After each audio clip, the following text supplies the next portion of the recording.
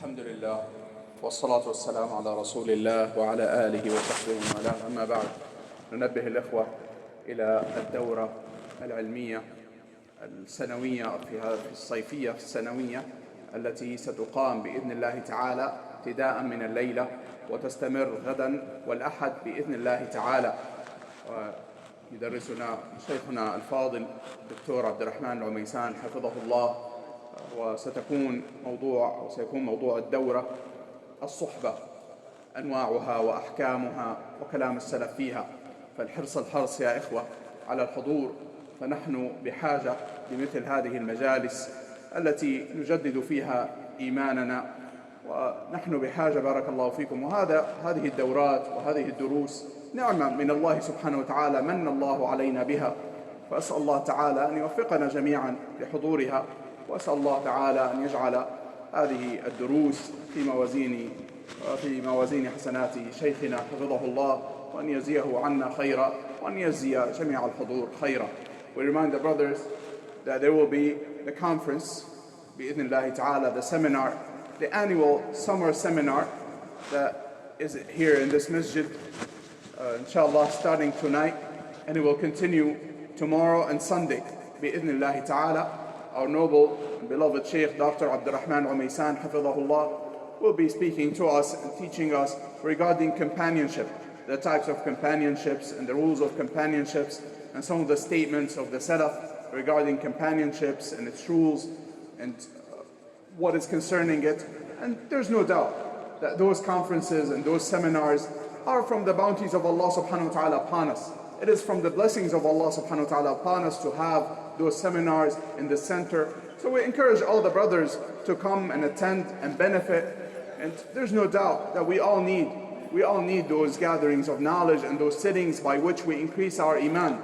So we ask Allah subhanahu wa ta'ala to reward our Sheikh abundantly, and to make all of those conferences and all of those benefits and all of those classes in his records of good deeds. And we ask Allah subhanahu wa ta'ala to reward all the brothers for coming, and those who will plan on coming and attending, to reward them with good and to reward them abundantly. As to translate the khutbah, our noble Sheikh, Dr. Abu Abdullah Abdurrahman Al-Omaisan, Hafidhahullah, he started by mentioning that Iman becomes old in one's chest and in one's heart. It becomes old, just like one's clothes, just like the garments become old. When one wears them and repeatedly wears his clothes, they become old and they start becoming ruined. And likewise, Iman becomes old. As the Messenger ﷺ mentioned in the hadith that is reported by Abdullah bin Amr radiyallahu anhuma, and is collected and is graded authentic by Imam Al-Albani rahimahullah, that the Messenger ﷺ, he mentioned that Iman becomes old just like one's clothes, or just like their clothes become old. And the Messenger ﷺ, he commanded us to seek and to ask Allah subhanahu wa ta'ala to renew Iman in our hearts, and that we are commanded to do the things and to take the means for renewing Iman in our hearts. And there are means for renewing Iman. There's no doubt that Iman increases and decreases. As this is the aqidah of Ahlul Sunnati wal Jama'ah, that Iman increases and decreases, and that it combines under the definition of Iman. It is the belief in the heart and the actions of the limbs and the statements on the tongue. And so one should strive and one should work hard for increasing his own Iman, for increasing the Iman in his heart. From the means is to single out Allah subhanahu wa ta'ala, to learn about Tawheed Allah subhanahu wa ta'ala, and to single out Allah subhanahu wa ta'ala. Allah subhanahu wa ta'ala said in the Quran, in the meaning of the ayah, those who believe and do not mix with their belief any polytheism. They do not mix with their belief any polytheism. Those they will have safety. Allah subhanahu wa ta'ala praised those who believe in Allah, those who have the right belief, those who single out Allah subhanahu wa ta'ala, and they do not mix with their belief, with their faith, any polytheism, any types of associating partners with Allah subhanahu wa ta'ala. So this is from the greatest means of increasing Iman in one's heart and in one's chest. to believe in Allah and to single out Allah subhanahu wa ta'ala. And also to know and learn about the names, the beautiful names and the excellent attributes and the high attributes of Allah subhanahu wa ta'ala. And to supplicate and worship Allah subhanahu wa ta'ala by way of His attributes and to single Him out subhanahu wa ta'ala. So one must learn about Tawheed. One must single out Allah subhanahu wa ta'ala. When one supplicates, he only supplicates to Allah. When we ask, we only ask Allah. When we seek the help, we only seek the help of Allah. When we slaughter, we only slaughter for Allah subhanahu wa ta'ala. When we make an oath, we only make it by Allah subhanahu wa ta'ala. And so on and so forth of the matters of Tawheed, that we only worship Allah subhanahu wa ta'ala alone with no partners. And then we, as you heard, we learn about the names and the attributes of Allah subhanahu wa ta'ala, so that we worship Allah subhanahu wa ta'ala by way of His names and His attributes subhanahu wa ta'ala, and so that we come to love Him subhanahu wa ta'ala. This is from the means of loving Allah, is to learn about the names and the attributes of Allah subhanahu wa ta'ala, as Allah subhanahu wa ta'ala commanded us and mentioned the believers and commanded us in the Quran, and Allah subhanahu wa ta'ala mentioned in the meaning of the ayah. And to Allah belong the beautiful names. So supplicate to Him and worship Him by way of His names. So we worship Him subhanahu wa ta'ala and we supplicate to Him by way of His names subhanahu wa ta'ala. And this way we come to love Him, as Allah subhanahu wa ta'ala mentioned in the Quran.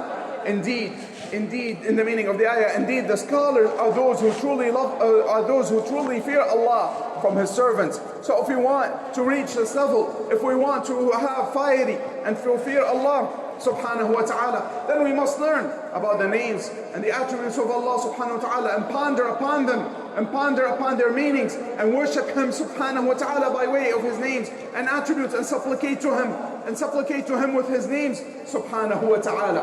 And likewise, from the matters that increase one's Iman is to ponder upon the Quran, and to understand the Quran and to study the meanings of the Quran, as Allah subhanahu wa ta'ala said in the meaning of the ayah. Or do they not ponder upon the Quran, or are there locks on their hearts?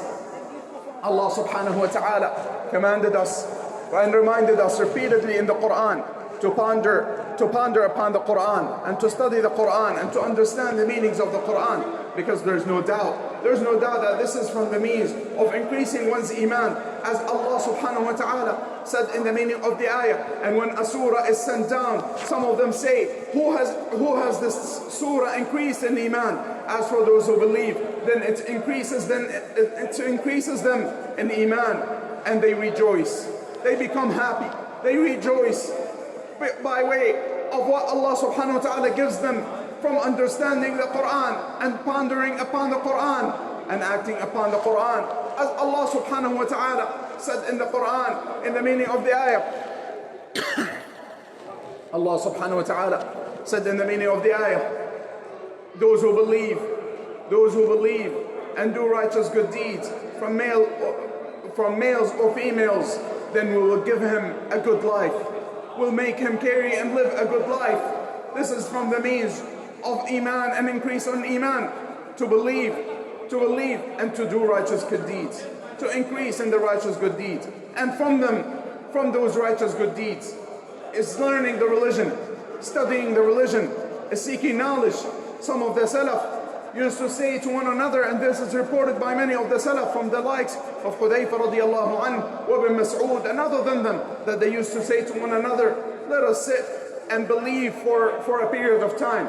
Let us sit and believe for a period of time. And then they would sit and study the knowledge of the religion. So this is from the means of increasing one's Iman. And also from the means is remembrance of Allah subhanahu wa ta'ala. To mention Allah and to remember Allah, as Allah subhanahu wa ta'ala said in the meaning of the ayah, those who believe and their hearts find comfort in the remembrance of Allah. Indeed, with the remembrance of Allah, the hearts find comfort and happiness.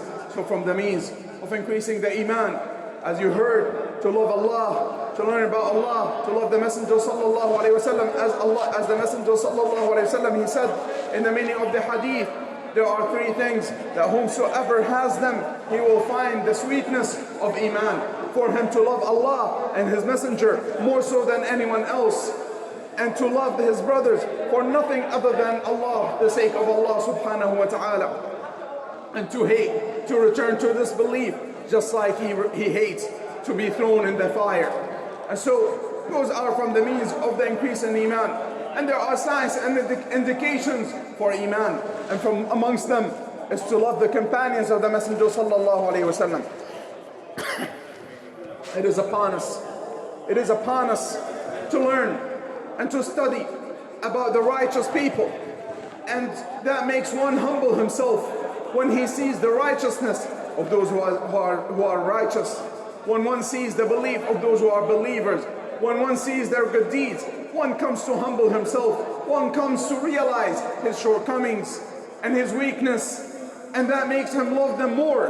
And after the Messenger sallallahu alayhi wasallam, from the most of those we should know them, from those whom we should know, and those whom we should study their life, their biography and their life stories, are the companions of the Messenger sallallahu alayhi wasallam. The Messenger sallallahu alayhi wasallam, he mentioned in the meaning of the hadith that from the signs of Iman is to love the Ansar, to love the companions of the Messenger sallallahu alayhi wasallam. So we ask Allah subhanahu wa ta'ala to increase us in Iman, and we ask Allah subhanahu wa ta'ala to make us from those who are firm in Iman, and to renew Iman in our hearts. Wa sallallahu wa sallam wa baraka ala nabiyyina Muhammad wa ala alihi wa ashabihi ajma'in.